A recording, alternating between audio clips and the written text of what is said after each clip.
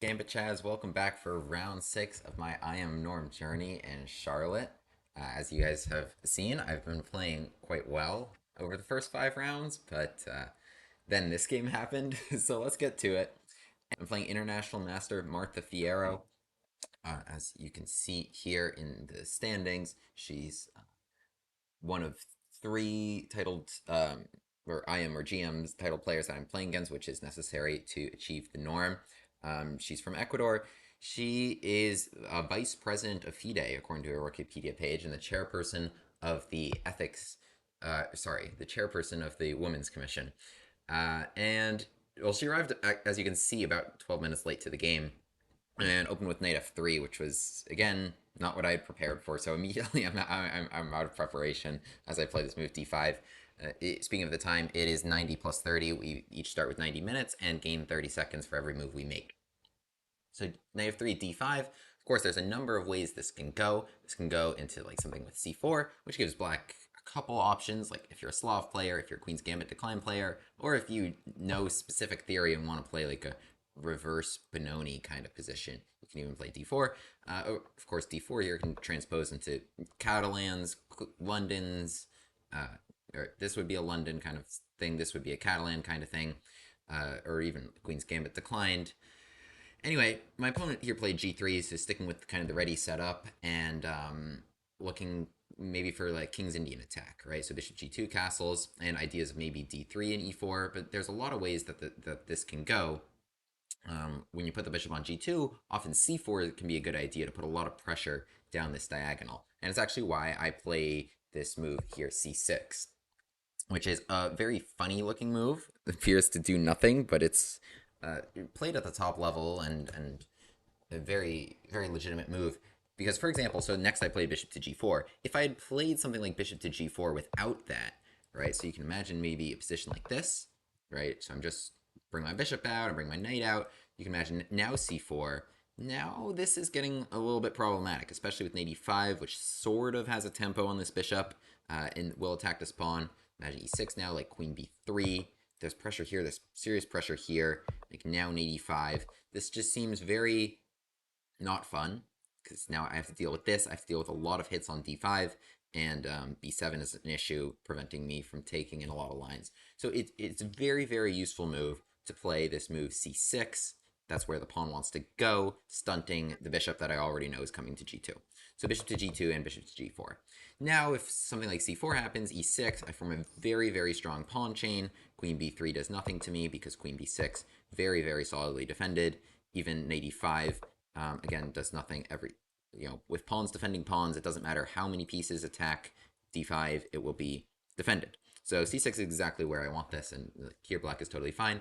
Knight e5 first also gives nothing. I would just move the bishop, and next turn probably just knight d7, and it would get traded off. So I knew some stuff here. So bishop g4, I knew here castles is the main move, after which knight d7, and black completes their queenside development first, actually before even touching anything here.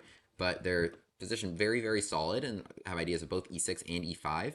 That's why d4, I think, is the main move, or d4 is a move, after which we just play e6, so the bishop, which would ordinarily be very bad in these pawn structures, has gotten out. Knight e5 has been taken away. So like knight d2 here, rook e1, white can play for e4, and has razor thin edge, maybe like plus 0.1 if that. Otherwise, knight d7, the main line, I believe, is with d3 and kind of King's Indian attack, for those of you who might be unaware. So a King's Indian kind of structure would be this. Often you see it with the black pieces, but imagine white is able to achieve something like this, where they move the knight. I mean, here there's like knight g5, but imagine like they move the knight, and then we're able to achieve like f4, right? So they put the bishop on g2, and then play d3 and e4, and very often like they're gonna seek to be expanding here. So like f4, f5, and then like even continuing to push these guys, because like the pawns often point to the direction you want to play in. And so in this situation, black is going to be wanting to push up and up. Sorry, I just accidentally tapped my microphone. I hope that wasn't brutal on your eardrums. So here, right, so here black doesn't really want to push d4 and get into that kind of situation. Their pieces aren't really prepared for it. They would have played maybe with c5 and knight c6, more ready to hit on the queen side, if so. So like often here, maybe like knight f6, knight d2, and probably like take this, and just bishop c5 in this position is really quite equal. Very, very balanced position. But that's also not what happened, because my opponent did not let me get into that setup and play this move h3. And I'm thinking about this h3. I didn't know this. I didn't know this, and I thought for way too long on my next move. So I have basically two options. I can take it, or I can come back bishop h5. And I think if I came back bishop h5, what I was thinking was this was be like a little bit of a concession in the main, in like the line like this, like let's say queen e1 to support e4, which I knew is often played to get off of this pin. Something like if I still went for e5 instead of e6, like I knew like g4 would be something they wanted to do anyway. Because like here, if they played h3, then maybe I would take it. But I can't. I'm not going to spend two moves like coming back and then taking it. So I thought this would be like a little bit of a concession, having included these moves in the h4. And I don't know. Apparently, they're both moves. They're both very valid. Bishop h5 is like the minorest of concessions. Oh well, I took f3, which is a very, very valid move and puts this at a double edged kind of position. And I wanted a double edged kind of position. I wanted like, okay, so you spent a couple moves in the opening grabbing the bishop pair, and I got the center. So yes, they have two bishops for a bishop and a knight, which is the bishop pair, right? So if the position opens up and everything, then yes, a bishop is but much better, can be better than a knight, and that is a sort of permanent advantage, so to speak. However, that took them a little bit of time, and I took the center. And this pawn on c6 is still very, very useful in stunting this bishop. Otherwise, c4, things like that could be very frustrating, especially it's the light square bishop, and now I don't contest it. So it's an imbalance of sorts, right? And I feel like I've been playing well, and I wanted imbalances, which allow for winning chances. So anyway, in the game, we continue knight f6, castles, knight d7, just normal stuff. And we're following a lot of games here. Apparently, at this point, there's a lot of strong players who've played this. There, I'm just opened the database. I'm seeing a Giri Kramnik game. I'm seeing Caruana So, seeing Kramnik Tomaszewski, etc., etc. So we're in very common stuff. And apparently, the main move is with this e4, with this e4 idea, just continuing with this. After which black can take and just bring the bishop out to c5, and they've just traded this off. But the light square bishop is kind of like blocked by its own guys. But white achieved some space advantage here, I guess, by well, achieved some space and equalized it in terms of space by getting some stuff out. So they have the bishop pair here, but honestly, black seems quite fine. That's not what happened in the game, though. My opponent played this move c4, which is kind of a little bit, which surprised me certainly, because I didn't really think the bishop had many prospects on this line. I think what my opponent wanted was this move d4. And now we're in a structure, and apparently this is like the main move and the recommendation of the engine. But we're in a structure where I've now put my pawns on dark squares, and I have the dark square bishop. So it's not really what I wanted to do, and this feels like now an important piece, the light square bishop that I've traded away. I've traded away a piece that turned out to be important, right? Like I would have wanted to put my pawns on light squares, use the dark square bishop very, very effectively, not block that guy, and so then it's not so bad that I trade this guy away.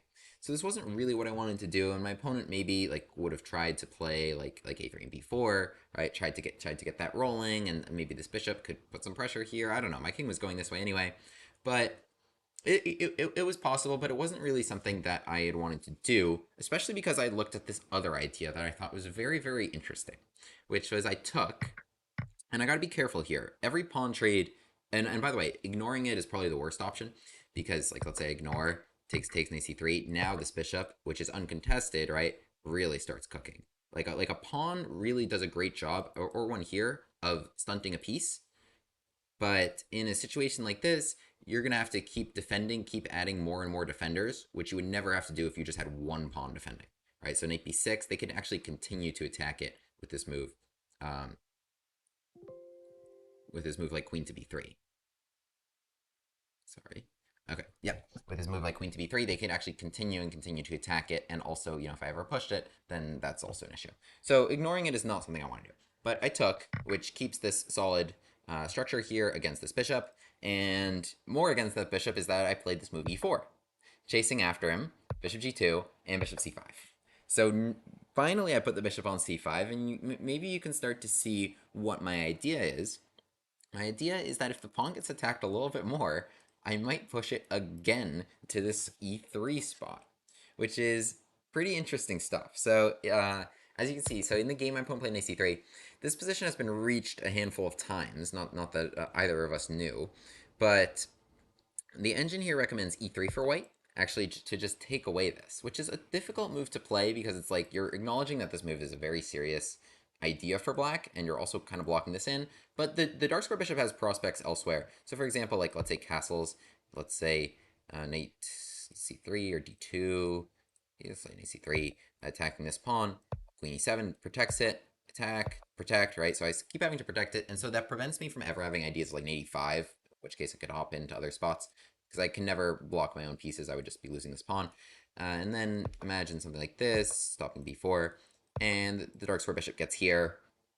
And I don't know. I think white's bishops, or I mean, at least one of them is doing all right. And this pawn is kind of a little bit annoying to protect. It's arguably strength, but arguably a weakness at the same time because like the knight here can move away if it wants. The knight here cannot move away if it wants. Right. That's the important difference between an attacking and a protecting piece. Right.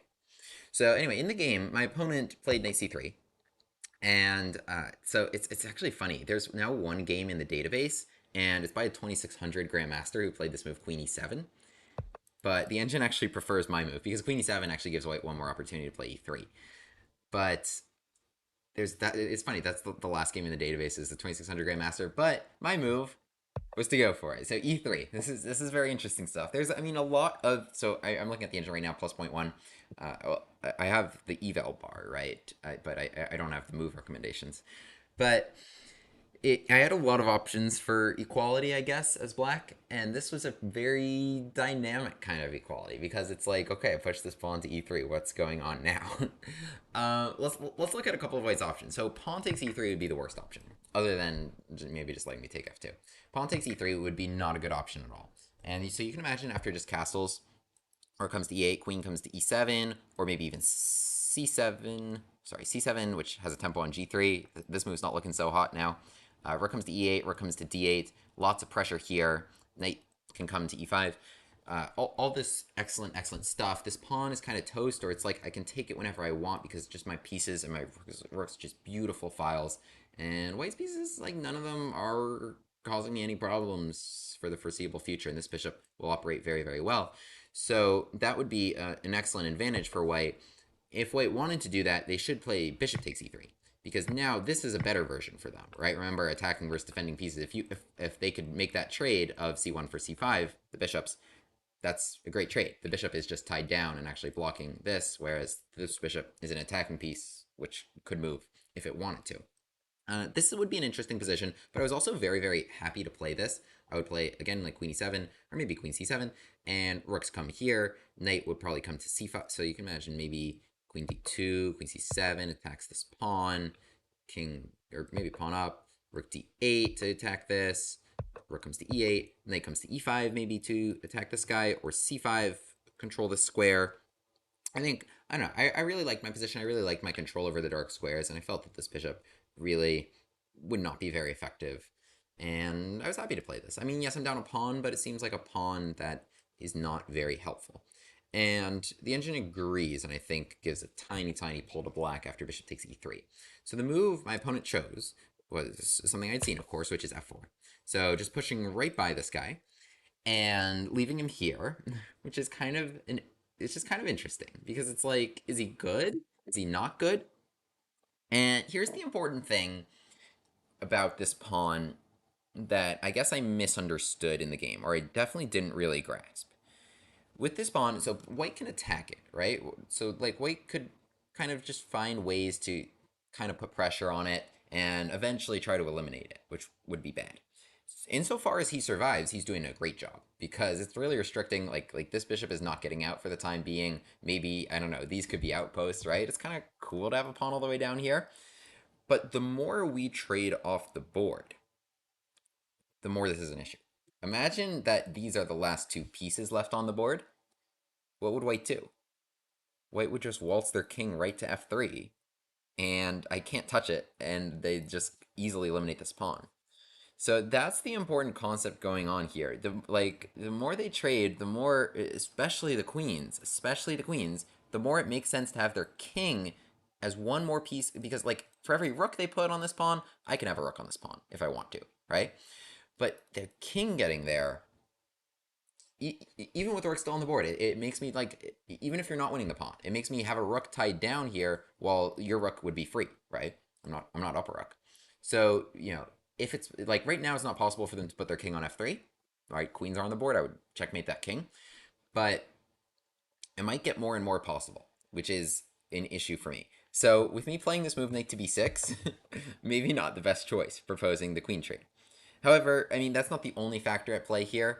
White could play queen takes d8, and they did not. Uh, the reason I played knight b6 is because I was very afraid of knight a4. Knight a4, which would trade off for this bishop, which I thought was a pretty important piece in terms of this pawn. The best play, though, is queen e7.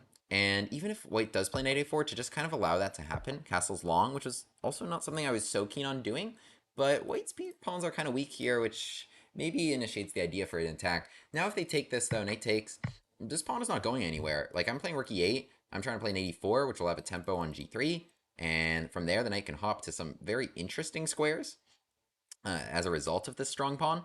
So, and I said strong pawn, so black's pieces are doing quite well. I mean, really, it's about resources, right? Like if white controls the position and has all the time in the world, then they'll if they control the position, then they'll be able to orchestrate just move, and they have me tied down, and I don't have ideas. They'll just be able to do some awkward things to eliminate that pawn, right? But you can imagine something like this: knight a4, take, right here, where black's pieces are doing great. Then this pawn becomes a strength, right? It's a strength for the dominant side. The same way, like in an endgame, the dominant side will want to keep pawns on the board because pawns provide winning chances, right? Whereas if all pawns are traded, then even if you're up a piece, it's a draw. So that's kind of the vibe here. It's gonna be it's gonna exacerbate the situation for a dominant side because it's an imbalance in the game, right? So imbalances favor the side that has the upper hand in the position. So knight to b6. So I wanted that to be me. I wanted me to have the upper hand in the position, which is why I'm attacking this pawn. I'm trying to do something with a piece I thought was dead, and it takes away knight a4. White here could definitely take queen takes d8, and I think it is actually the slight recommendation of the engine to play it like this. Bishop d4 achieves very little, and not entirely clear what black's ideas are here next, right? Because I would love to play bishop d4 and rook d2, but I can't really make all that happen. I was also even looking at this line, takes, and bishop d4, just really kind of using this pawn, but I think it really gets nowhere. I think this knight will just kind of move. Eval bar still hasn't moved, so I'm trusting this. And then they'll take a1, and then maybe that pawn will just get eliminated, right? Because I don't have the upper hand. I don't have like this rook here, and this knight is now actually getting boxed out by these pawns. So slowly, this is starting to, maybe not feel so good. My opponent did not trade queens. They played this move queen c2, which is very understandable. Knight takes c4 would definitely lose a piece. Lots of these guys are getting attacked, so I can't do that. And in this position, I thought this was better for me than it was. I played this move h5, which is just to take away this g4, g5 idea. And I kind of thought they were out of ideas. It makes much more sense to start getting cracking on development with queen e7. If white plays g4, then simply castle the other way and be like, okay, now you've expanded over here. Continue to play rook e8, g5, just play knight h5, and just continue playing like this. So something more useful like queen e7 and just continue to develop was what probably what the doctor ordered here. But instead I play this move h5, thinking I have like a little bit more time. My opponent correctly plays probably the only idea they have in this position. I mean, b4 is not going to happen. I'm not going to let that happen. But they play this move knight e4, and now trades are starting to get proposed. And so here I really only have one choice, which is take that knight. It was attacking my bishop. And after queen takes, I have to play queen e7, unless I want to move my king, and probably also lose that pawn. So queen e7, and okay, well, they didn't quite take, but it doesn't really make a difference. Takes. So then we get an endgame like this, right, where the queens were traded, and h5 was not the most effective use of time, and this knight is also not doing so great. I thought I had like some great ideas, maybe of like a5, a4, and that would make this knight more effective, and then I'd either trade or maybe push, but I'd probably trade and try to use this file. But really, like, these bishops now start to come alive. Like, the fact that they have a bishop pair now starts to look pretty good. And d file is starting to look more important than the a file, which I need even, like, some time to open up. So a5 here I realized was not a good idea. Instead, I finally castled long using the d file, and now king g2. Right? Now king g2, and this king comes to f3, where it's, even if they're not winning this pawn immediately, it's a very, very good piece. And here is where the realities of position start to set in for me. And I realize, like, wow, I've kind of traded off some important things, namely the queens. And this pawn is now, yes, they're very poorly developed. That was my goal. The pawn restricted their development. But I have no ways to take advantage of that. Their position's solid. They could play bishop d3 if they really want to hunker down.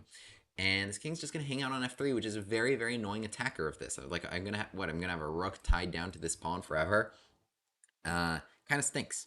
And there's really no way through for black here. I mean, the bishop just very passively guards, like, the one invasion square. So here in this position, I play bishop d4, at least taking away bishop to b2 ideas and them activating that piece, so rook slides over. And now, with the knight dead, I start my maneuver of knight d7. So I'm trying to make something happen here. So king f3, for example, I want to play like knight c5. In this position, they can't take it immediately, at least because they would drop that bishop due to the pressure here in the pin. But I want to play like knight c5. I want to propose this trade maybe. I want to like maybe get something going with like a5 and just get this guy into the game. He was really quite dead on b6. So knight d7 I played. My opponent was actually very happy to make that swap. That they thought this knight was kind of the one piece that could pester a king on f3 or really any light squares. And they were very happy to play bishop to f5, a bishop they viewed as not really doing something, and take on d7. So as I stepped out of the pin here, and they took my knight. So rook takes d7, and now this king's coming to f3. So first they play here rook to d1 before king to f3. I certainly understand that move. I think if they play king to f3 immediately, I guess, well, it was something they wanted to do anyway. Maybe king to f3 first makes a little bit more sense, but they're going to need a rook on d3 anyway. For example, like if I play here rook e8, they're going to probably want to put a rook here anyway. So they play a rook to d1, and here is where I come up with kind of a, and as you can see, actually my time's getting really low. I guess when I get when I get in like positions where I just don't know what the idea is, instead of just making a move, like you saw with knight d7, I just needed to kind of like do something useful. I kind of just like why can't I find anything? I want to make like a very good move. I want to come up with a good idea, but sometimes there's no good idea, and that really sucks. That really stinks for me. And then the issue can kind of compound on the clock, and I need to get in the habit kind of just making a decision, and maybe also trying to think on my opponent's time, just making something logical and then thinking on their time. So after here rook to d1, you can kind of see maybe a fortress starting to take fold, right? So the king comes to f3, the rook comes to d3. What I want to do probably is this, and this. Everybody defends e3, and no more breakthroughs. Control, like you can imagine if I do this, or it comes to d3, here, everybody's tied down. But the issue is that like now with everybody tied down, so this is what I'm saying. Like in terms of favoring the imbalances favoring the dominant side, right? Right now, white's the dominant side. I am stuck to this pawn. If everything's locked, if there's no other play, great, we draw. I just do nothing, right? But then if there's some sort of imbalance, like you play b4 opening this up, right? Or you can play g4 opening this up, right? And then the h file gets opened up. You have a rook that you're not using, by the way. So yeah, some sort of imbalance or some sort of opening is not what I want. I would want to lock this down. I am the submissive side in this situation, very much so. But I did have one last crack at this with this move at f5. And f5 seems to hint at an idea. My rook's still on h8, it's not on e8 yet. And the idea you might be able to see is that if king f3, maybe I want to play this move h4. And maybe I'm starting to generate something, right? So, I mean, you don't want to take it now. Okay, well, now there's some serious threats here. This pawn might be even weaker than this pawn, right? Like, I'll shift my focus over there. And, you can't let me take. Of course, you can't take yet because g3 will hang at the end. So, probably here, if you're white, g4, you want to play, right? Now I take it, and look at that pawn. However, I knew when I played f5, I mean, it was no better than any like there was no any other move that was better. But this pawn is very much a paper tiger. I mean, this is kind of a bluff. There's nothing that this pawn can really do for me here. You can imagine if I just play h3 here, that they just take it, and just then what, right? They just took the pawn, and the rook will come to h1, and this will just lose. I can't really like the pawn's not really getting anywhere before they can just take this. It's just one pawn. I don't have anything else open. I don't have any other support for him. I can't make like a piece move off the queening square or something effective like that. G5, even trying to open this up. F5 they can just play. And again, we're kind of back to the square of just trying to just pile onto defending e3. So I didn't really think this was very effective at opening things up. But my opponent was afraid of this h4, and I got them to play h4, which I was very so just nixing my counterplay with h4, which I totally understand. You know, if you're white here, you also think you probably have counterplay on the queen side if you need to, but you just want to tie me down to e3, and you don't want to risk anything in this position. But with this move h4, I don't have to worry about anything opening on the king side ever again, which is great news for me because I am just trying to defend this position. So I play here c5, anchoring my big pawn here, king f3, attacking this, rook to e8, we protect, rook d3, rook to e7, we protect. I don't even know what the engine wanted here.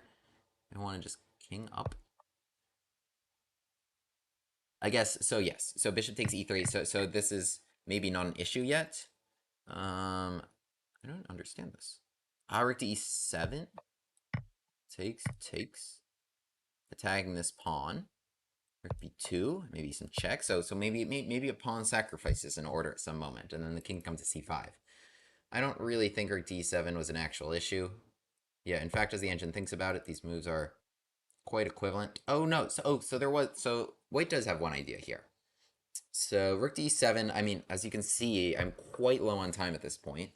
So I'm just like, okay, defend the pawn, try to hold this fortress. I'm down a minute to 26 minutes, but I get 30 seconds for every move I make. So now here comes white's counterplay. I would love, of course, if they just played a4, a5, and then we draw because everything's locked, and now you can't put any more guys on e3. But here comes b4, trying to open something up and also trying to put a rook on b3, which would be the decisive factor. Again, they're able to put a king here, right? So it's what we talked about a long time ago, which was white has an extra piece in this position, and it's their king, right? So I'm all tied down to this, and so now their extra piece is this rook. So hopefully my king can at least do something to counter that, but the rook can generally be more effective. So here comes b4, and I just play rook e4 because with b4 there is a drawback, which is this pawn. So I'm looking at that idea. And with b5, my opponent misunderstood the position because they should not be closing things down. Pawn takes c5 is the most effective choice. Also because I don't have g6 yet. If I take this, rook d5, this is a big problem that I'm going to lose something here with this double attack. Rook takes f5, also attacks this, also threatens rook f7 check, which can coordinate here. So there's some problems here. I cannot really recapture on c5 yet, maybe g6 to protect, but then bishop a3. White can play something like rook b5 to protect this. This rook can shift to b3. So they've really opened things up. They have this that they can tie me down to kind of at any moment, and then also try to get something going on the queen side a little bit more. But they gotta, to get something going on the queen side, you can't just be closing everything on the queen side. And in fact, as soon as they played b5, I knew that I could immediately draw this game if I wanted to. Because I played this move b6, which the engine doesn't love. In fact, it gives me a minor advantage here because it thinks I think it thinks at some moment maybe my king can slip here, but I wasn't really about to make that happen. b6 I played with very little time on my clock. I really just kind of wanted to draw this game. Rook b3 and rook e7. So in this position, basically the idea that I have that the engine doesn't even realize is that if they take this, well, first of all, a number of pawn sacrifices here can be good because this pawn can be very, very difficult to protect and even impossible. But at minimum, what I can do is actually take everything, believe it or not. I noticed this during the game, and just do nothing. And extraordinarily, even though white is up a pawn in a king and pawn ending, this is the world's easiest draw for black. So they have two pawn breaks, but neither will do anything. So like imagine this gets all the way here. Even if my king isn't there, all right, they achieve this. All I need to do is ignore it. All I need to do is ignore it and just recapture. There's nothing over here, right? So There's nothing over there. What about this move? E4. That seems, yeah, there's a 4 versus 3. This should create a pass pawn, right? Well, again, I just ignore. What do? Do that, do that, right? So if you play e5, create a protected pass pawn, well, that's the only thing you have in the position, and I'm just going to hang out, and you can't get through. So it was kind of funny. And otherwise, you take, pawn takes, this is now your extra pawn, and it's probably also not getting through. So there's just no way through for this king because white played b5 and locked it down. So me, being the defending side, was looking at drawing resources with this being locked down. I think that's kind of the theme of the game is that if you have the upper hand, you gotta create more imbalances. You gotta have more things opened up because just one advantage, whether it's one weak pawn or even one extra pawn at some moment, might not be enough to win, right? So you need other theaters of the war in the game. So now my opponent, with things pretty much equal, I just playing rook e7. I'm just hanging out. My opponent plays this move rook to a3, attacking a7. I slide over king to b7 to protect, and now they take e3. And here this is kind of interesting because I can draw the game by just trading everything. But I can also maybe keep playing, and the position's apparently dead equal. But I mean, I didn't know that. I don't have an engine running. But I play here this move bishop to b2, attacking the rook. I'm looking at this pawn, and the issue for them is that now after rook to a4, you can notice this rook is extraordinarily stuck. It has no moves. And so I just play this move g6, and the reason why I'm happy to play bishop to b2, even though I was kind of focused on drawing this game and very nervous about my low clock, the reason why I'm very happy to play this is because I don't feel like I'm risking anything. This bishop can't move, because I'm going to take this pawn if it does. I have a ton of firepower here. They got this pawn out of the way for me. And, right, what they really wanted to do was trade rooks when they did it, because my rooks were generally better. But now, so rook b3 happened in the game. I just come back bishop f6. This rook can just slide over here, but can't really do anything. And at some moment, maybe I'll play bishop to d4. Maybe proposing that trade and trying to make some threats this way. Right, but otherwise, the rook is stuck to the bishop. The bishop can't move because of the pawn. And this rook is stuck, also, if nothing else, because of this pawn. Before, it didn't even have any moves. But here, yeah, rook a3. This is not a good trade for them. Right, so their extra pawn is also not looking very hot. In order to ever utilize this, it would have to get to e4, and it just doesn't look like that's going to happen for them, right? I think they're kind of missing the light square bishop in a position like this. But the pawn on b5 is not very good because the c4 pawn is bad to protect, and they never opened anything for the rooks, right? So I think b5 was white's kind of one mistake this game. So in the game, your rook a3, attacking a7. I slide back, king b8. My rook is there, and now bishop to c1. So now they're trying to free themselves. They're offering this e2 pawn. However, if I do take this e2 pawn, there's this big issue, rook takes a7.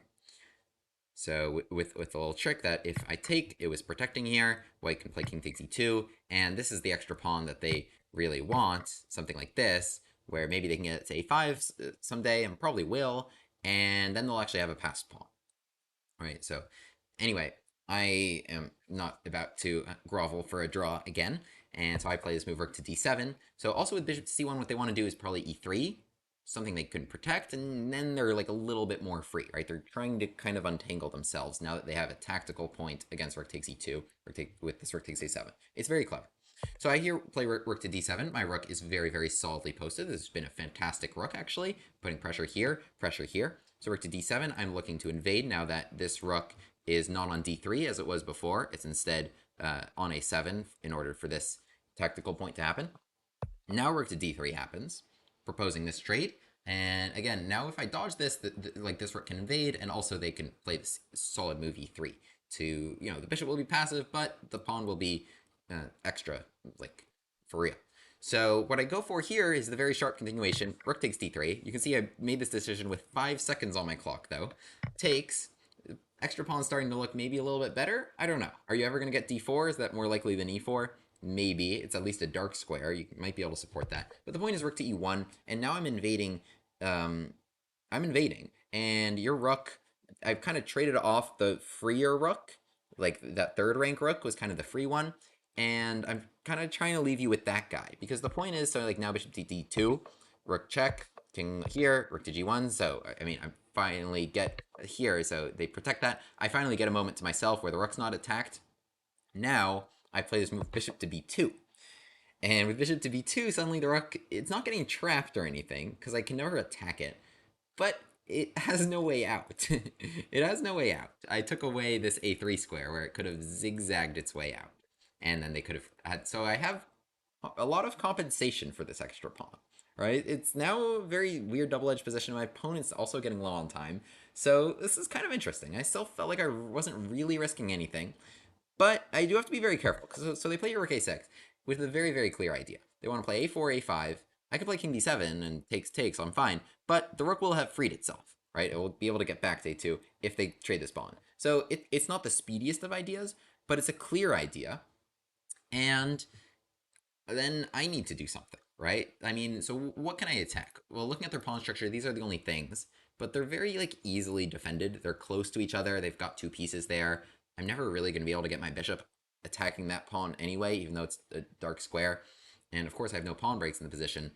And, you know, rook and a bishop, it's not enough to really do serious damage to the king. So I just kind of keep checking, seeing what's going on here. King f2, I have bishop to d4. At this point, I probably thought, like if they went back here, king... So here, we're repeating. If they went here, I was probably very, very happy to just draw the game with her at this point. Just here, here, here. I didn't really see anything better. And in fact, I mean, it is 0.0, so there is nothing better. But in the game, king f1 was played. I played this move, rook c2. So king f1, so I was actually surprised she didn't want to draw by playing king f1. But she had been really, really fighting the whole time. And I think it was pretty clear she never wanted to draw this game and had no intentions and was not scared of my prior performance in the other rounds. So with rook c2, here comes a4. I play rook c1, finally creating like some threat, bishop c3 with the pin, but king e2, and so now this is getting like a little bit scary. Like I don't know, like the pawn can get to a5.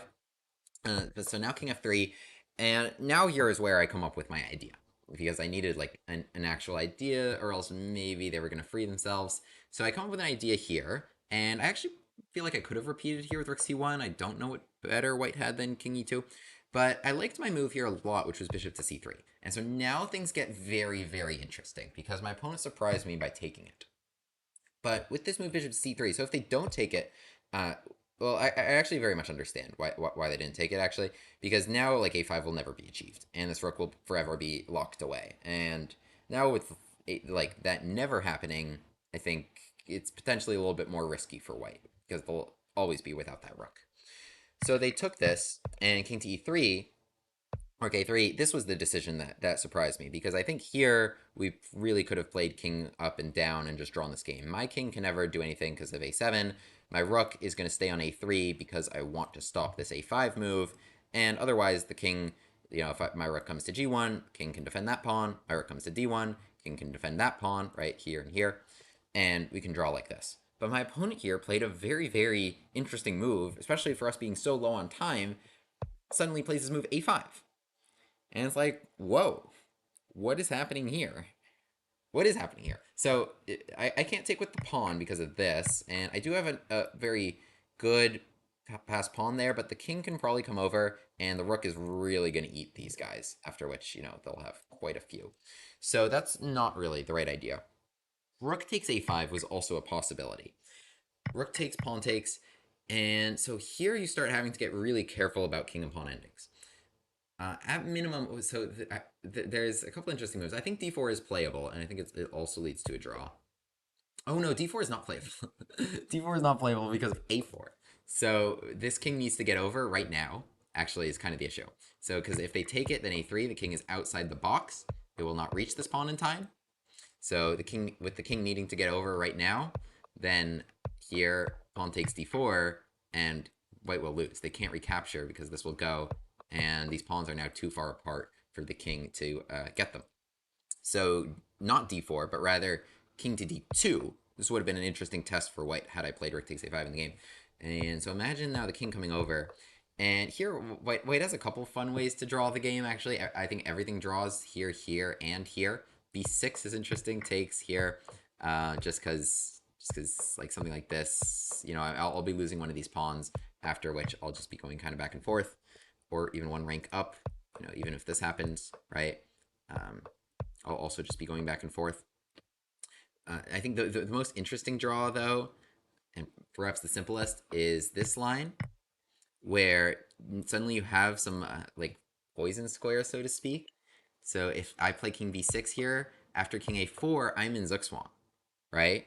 Like, like if it's white's move, black wins, right? If it's white's move, the king just has to move, and I take this. But if it's black's move, white wins, right? So you just don't want it to be your move in this position. So I keep having to slide the king over, and white keeps having to also not play king c4 or king a4 because they will lose, because it becomes their turn, right? So they also have to stay within one square, have to stay within one move of the important square, but they have to really just go back and forth.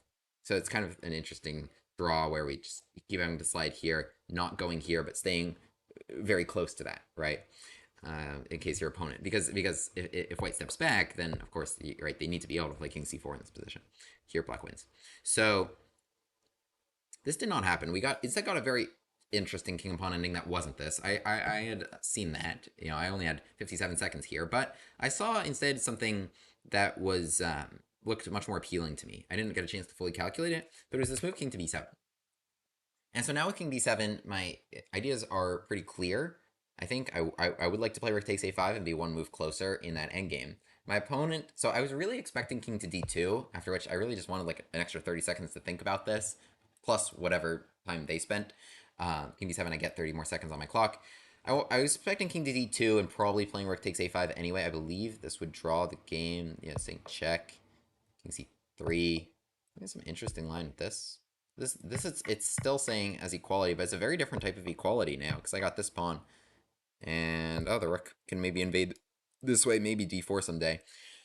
Interesting lines, but I was really expecting king d2, after which I knew I have a draw in my pocket with rook takes a5 anyway, because this transposes to this line where, we traded, and then king b7, king d2 happens. But that did not happen. My opponent forces the issue with his move a takes b6, which I thought initially might be a huge blunder. Because after a takes b6, what I'm going to play is rook takes a6, takes, and not take this pawn, after which they trade, and then I lose. I'm just down a pawn here. Right, being down a pawn and king and pawn ending generally loses unless, everything was locked up. But I take this pawn, and now that one dies. White here, so we have the principle of outside pass pawn, which is important. So if like white just comes over to kind of stop this guy, white will probably lose in all likelihood. Although actually I'm not here. Yeah, okay, I'm actually locked away. My king actually has no way through it, which is kind of interesting. Like I can never get through these spots, and then they can also stop me here. I guess this is also a way to draw the game. King d2. Interesting. My opponent plays this move d4 though. After takes, I didn't want to ignore it because at minimum here white plays d5, which will, being a protected pass pawn, meaning I'll never be able to take it, but my king will forever be in a box. Like I'll never be able to go to b4 because this pawn just goes. So I'll forever be in a very small box, which means I'll definitely never win and probably lose as this king comes in, while I can never do anything. So I need to take this pawn. King takes d4, and now this position gets very sharp. So with the principle of the outside pass pawn, I have the farthest pawn from like the main set of pawns here, right? Which have just been hanging out here for a while. If we just kind of square up kind of normally, black wins very easily, right? Here, you kind of got to stay in front of my guy, and then here, and then imagine, even if white got like an extra move here, like it was their move again, I win this by a lot. Like I take, and I'm much closer because your pawn was much closer. All right, does that make sense? My pawn is so far that you need to go far to take it and then far to come back. That's the issue. And that's why outside pass pawns can be so effective in king and pawn endings. And that's why I thought I might have very serious winning chances. However, this position is very. So, for example, if black's king were on c6 here, black wins. Black just wins. Imagine that were to happen, right? So here. I just play your a5. I play your a4. I make you take my pawn, go all the way over there, and then I run this way, and I take all these pawns, right? Yum. Oops. Probably yum here. And we go, right? So white can't play like that and has to be very precise. So king b7 was what I played in the game. King to b6 first would allow king d6, and then maybe this pawn goes. Yeah, actually king b6 would probably lose. Yes, king b6 does lose. This is to king d6. Now this goes, right? So for example, your a5, check, king b7, king d7. This pawn will go. And in this position, if I play king d7 to try and control here, white here plays c5, threatening king d7. So here, king d7, this will win. King controls all these squares. And after c5, if black plays king c8, now white has this move king to c6. Now white has this move king to c6, after which black is in Zugzwang. This is rough, because if king to d8 or king to b8, then the king just goes there, after which controls all three squares, pawn goes. And if I move this pawn, they're able to, they have my king so far back from their pawn that they're able to actually take this and come back to protect. So can't do that. So that's why I play this move king to b7 to stay closer to the queening square. So white correctly plays king to d6. If they play c5, then I'm able to square up against their pawn, after which we can sacrifice, take this, and win. So they need to stay on the offensive here with king to d6, threatening to promote this guy. I can't play king c8 because king c6, we lose this. I'm too far from this, and they will win my pawn. So I play here a5, going with my guy. And white here plays this precisely. If they play c5, then I'm able to play king c8, and then this will just go all the way. Only way to stop it is king d5, after which I will win like this. But my opponent plays this precisely with king to d7. And now if I play a4, they're able to play c5, and they control the squares and will actually promote first before me, right? This is kind of a tie, but there's no reason. White here has a slight advantage because of their move, so there's no reason I would want to play this. And they could perpetual check me if they want to. So I can't really just keep going there. I play king d6 to stop c5. They play king d6 to threaten c5 again. I can't play a4 because check, and then, you know, this just goes king d7 and supports. So I didn't want to play like that, so king d7 and king d7. And so we draw the game like this. You'll note that if I play king d7, imagine this pawn weren't on the board and these were the only things on the board. This is still winning for white. If these are the only three things on the board, white would here play c5, threatening king d7. If king c8, king c6, and they achieve the opposition. And whichever way the king goes, this king goes the opposite way and controls all three squares. So some tricky king and pawn ending stuff towards the end there. A really wild game. And I was really never winning. I had like a couple moments where like I might have been like a tiny bit better, but I was really on the back foot for most of that game. I think this b5 move was a very important error on white's part, that they needed to open things up and continue to make things hard for me rather than close things down and just focus on the one thing, right? Principle of two weaknesses kind of vibes there. If you have the upper hand, you gotta keep causing problems for your opponent. So yeah, this game went south when I liked my e3 idea. I think this game went south when I kind of thought this was better than it was, and I had the luxury to take away every kind of thing in their position. I need to understand keeping queens on is important right now, because their king is also not doing too hot, and also I don't want their king to do really hot on f3. So keeping queens on is very important. And anyway, so yeah, we drew this game. I was pretty happy to survive this one. It was draw with black against a tough player, and we're still in solid shape for Norm, now closing with 5 points out of 6. So I still need 7 out of 9 at minimum, so that still needs to be a winning score in the last few rounds there. Alright guys, thank you so much for watching, and see you back for my next video.